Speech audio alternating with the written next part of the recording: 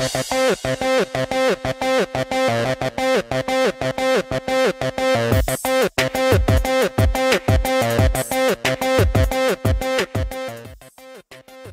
po sa Pinoy Scoop.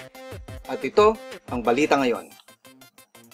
Ang batikang artistang si Nora Aunor ay isinaad ang kanyang suporta sa The Voice Kids champion na si Laika Gayranod na naikukumpara sa kanya dahil sa kanyang angking talento at pagsisimula. Sinabi ng superstar noong Miyerkules pagkatapos niyang matanggap ang Gawad Plaridel Award sa The University of the Philippines Film Center sa Quezon City na dapat daw tulungan natin ang mga katulad ni Laika dahil kapag nagtagal, sila rin ang magtuturo sa mga kabataang susunod sa kanila. Si Laika ay naikukumpara kay Nora dahil sa kanyang pagiging singing champion at parehas na pagsisimula sa showbiz kaya siya ay binansagang Little Superstar. For more news, visit us at www.thepinoyscoop.blogspot.com.